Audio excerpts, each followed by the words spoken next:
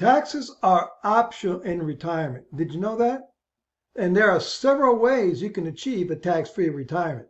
In this video, you will learn why converting your old 401ks and IRAs into a Roth IRA makes all the sense in the world. Right now, in this point in our history, is the absolute best time for you to do that conversion.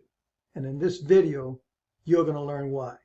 I'm Victor Cuevas, Victor for Advice. Stay tuned. This is about Roth IRA strategies, but more importantly, at this point, we're going to talk to you about why you should even consider doing a Roth strategy. Now, when you convert any money from a 401k into an IRA, a Roth IRA, you're going to have to pay taxes on that money that you've converted, because only after-tax money can go into the Roth. So some people think, well, I don't want to pay the taxes on the money now. That's kind of nearsighted because you're going to pay a whole lot more on taxes on that money in the future.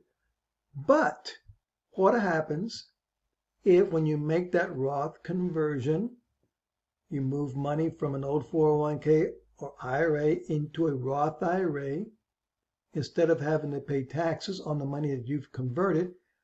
What if you didn't have to pay the money, the tax money? What if someone else paid that for you? Well, you're going to learn that later on. All right, let's move forward. You really want to be in a position that you have as much control of your retirement as you can. Right now, about the only thing you can control with your 401k or IRA is what you're invested in. But all the rules of engagement, so to speak, that's all controlled by the government. They tell you how much you can save. They tell you when you can take the money out in the future. They even tell you how much you can take out in the future. So if you can kind of divorce yourself from the IRS completely, then not only do you get away from all those rules, but you get away from whatever amount of taxation is going to exist in the future when you get ready to retire. So let's try to get as much control over our retirement accounts as we can. And my question to you is, would you prefer to pay higher taxes and have no control over your taxation for as long as you live, or would you rather pay lower taxes now and gain full control over the taxation and then be tax-free for the rest of your life? That should be an easy question for you to answer. Another question that should be easy to understand: if you could minimize or eliminate your taxes, would you? Meaning, if the government itself gives you a way to minimize or eliminate the taxes on your future retirement income, wouldn't you want to at least learn about it and how you can make it happen? Of course. Who do you want in control of your tax obligation? The IRS or you?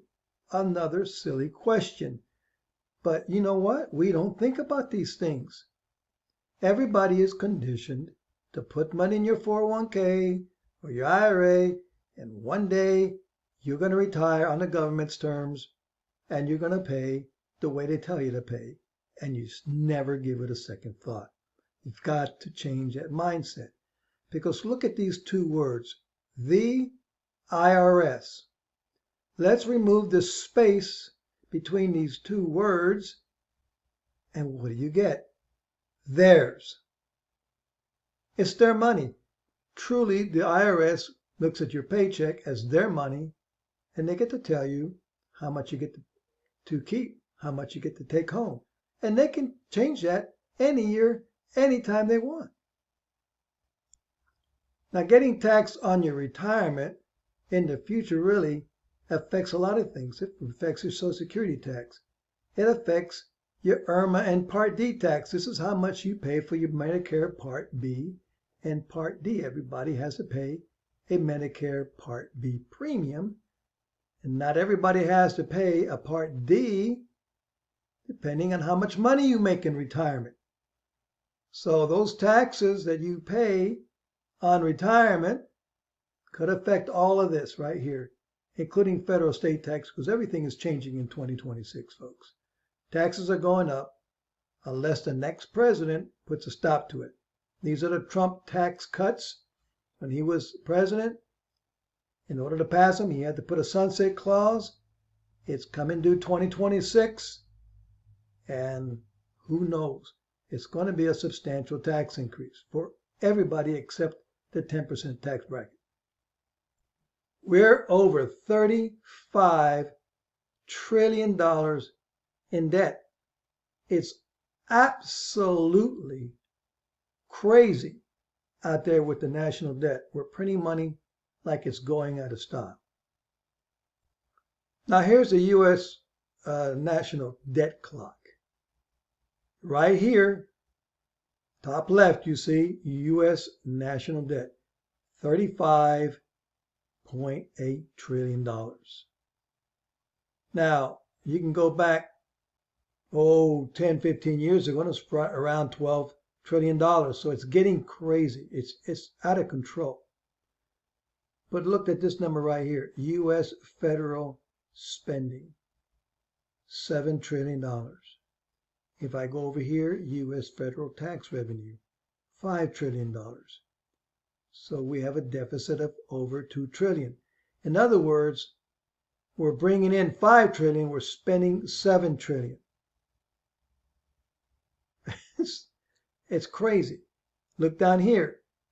Money creation, lower left, $1.6 trillion. That's how much money we're printing out of thin air. Printing money to keep up with this deficit right here. One of the big reasons why we have such great inflation right now. We're printing money like you're flooding the money, the market with all this money. It means nothing. It drives up the cost of everything. So, did I depress you already? How much is 35 trillion? Look at here. It would take 1,120 years to count to $35 trillion. 1 second per number. That's crazy. Absolutely crazy. Now, as of, this is 2023, June of 2023, we were at $36.7 trillion in total U.S. retirement assets. That's up to over $39 trillion. Now think about it. We're $35.8 trillion in debt.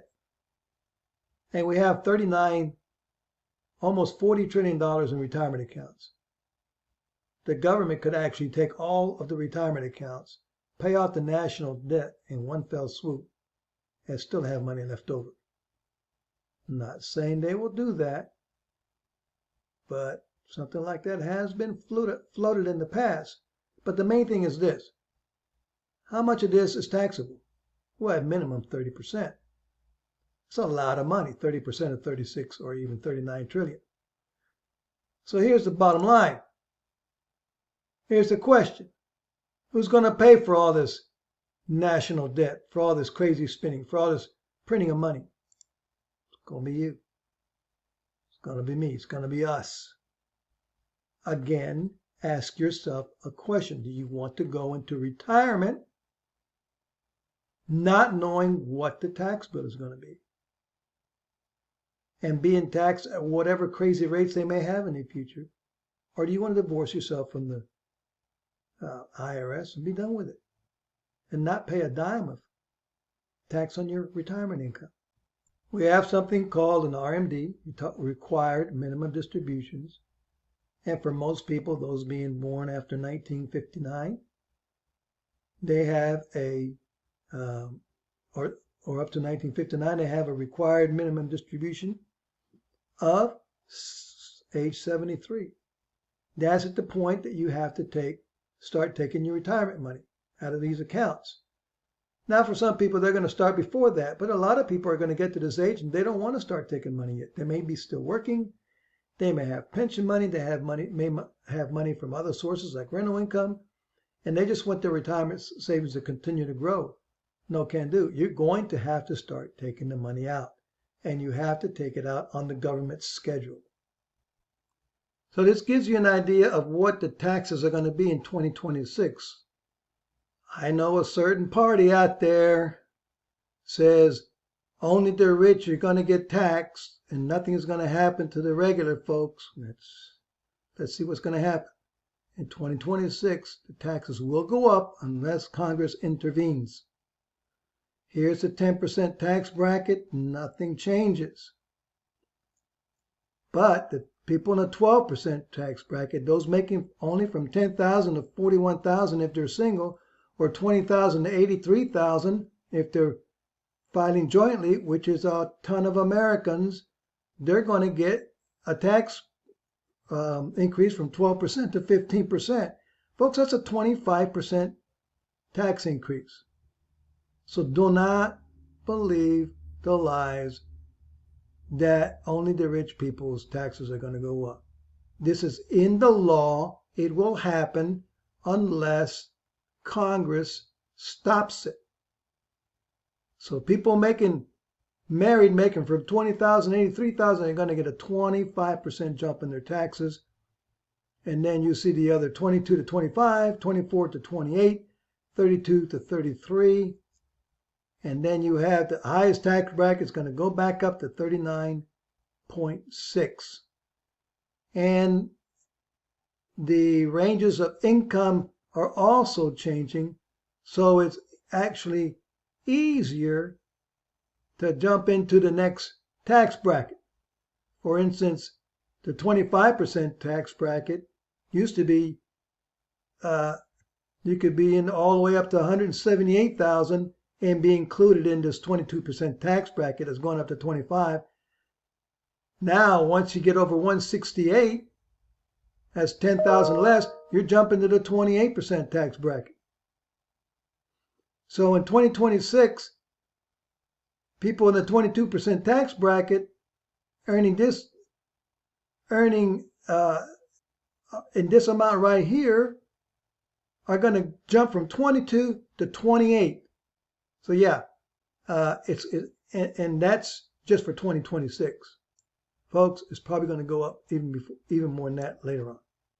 Here's another thing, folks. If you're married and you go into retirement married and your spouse dies, you're going to go from joint filing to single filing, and your taxes are going to go up.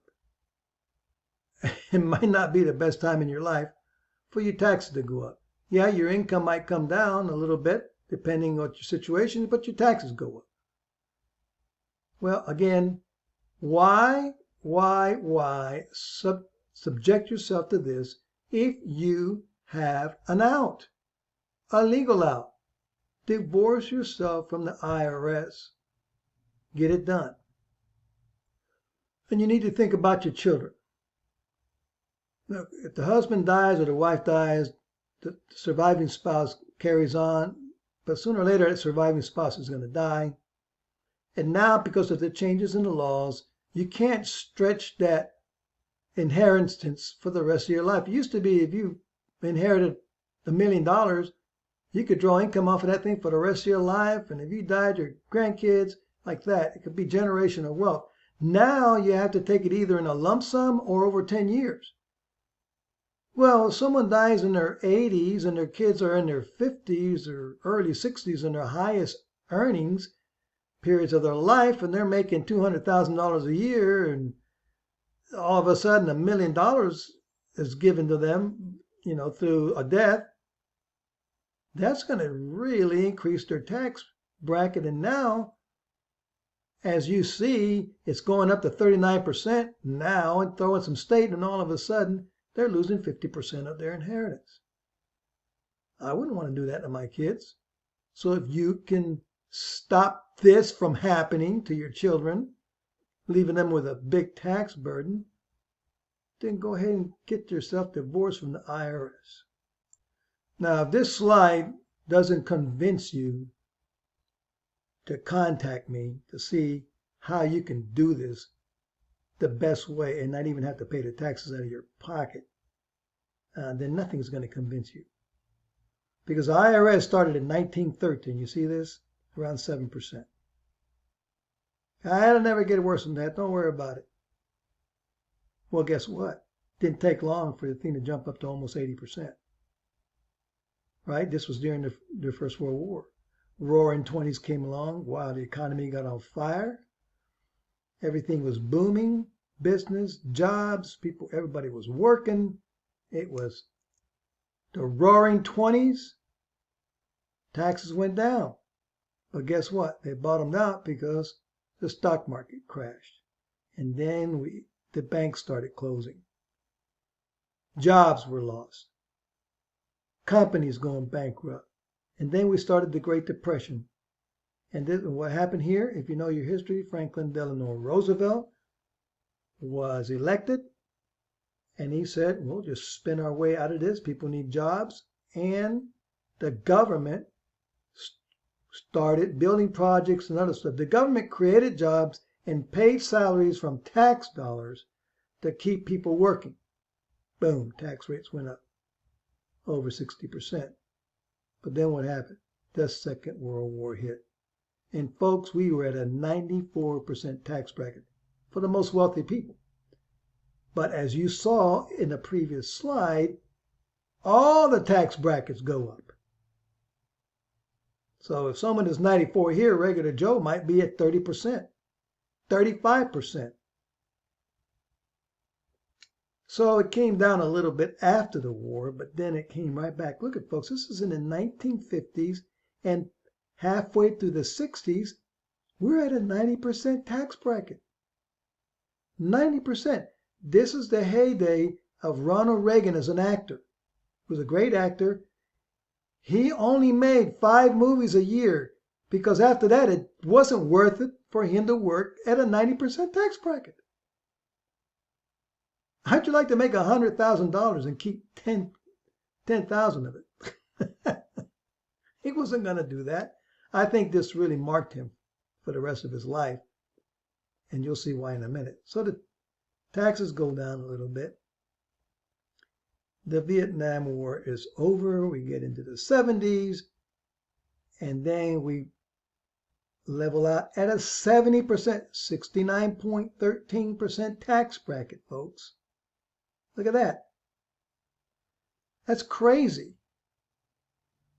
This was what people were paying. I don't know what regular folks were paying, but more than they're paying now as far as tax brackets go. What happened here? Do you know your history? Reagan becomes president in 1980, takes office in 81. Look, folks, he says this is crazy. We can't go on as a country like this. And in 8 years that he was president, the tax bracket went from 69.13 highest to the 28% range in 8 short years. And we know what happened in the 80s. We had a boom. The 80s were fantastic, my favorite decade. Everything was going great. We were building up our military again like crazy. I was happy to see it because I'm an Army veteran, and 4 of my 7 years was with Carter, who decimated the military. We were all impoverished. Reagan raised the military income 25% his first year. We became a manufacturing powerhouse. The Soviet Union, being a communist country that everything was government, couldn't keep up. The Soviet Union collapsed and the wall came down, all because of this right here. Reaganomics. It works. Well, his father, the vice president, Bush, came in. He became president. He said, read my lips, no new taxes. Then he turned around and raised taxes. That cost him the election. Clinton takes over, and the tax rate goes from 28 to 39%. The second George Bush comes in, knocks it back down. Obama comes in, pushes it right back up again. And then here we go. Trump comes in, and this is where we're at. And these are the tax cuts that are going to expire in 2026. Here's what I want you to see. Look at this line.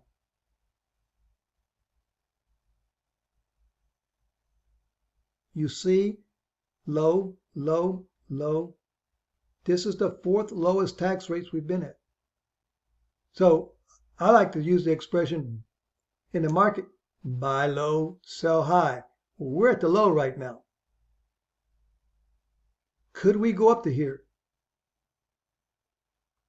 I don't even want to imagine a 70 to a 90% tax bracket, but it could happen, folks. It really could happen. Look at what happened during the New Deal with Franklin Roosevelt, Eleanor Roosevelt, and we're at $35.8 trillion in debt. I'm telling you, folks, you need to divorce yourself from your retirement accounts from the IRS now, while the taxes are at historically low levels. Get it done. You don't know what the future is going to hold.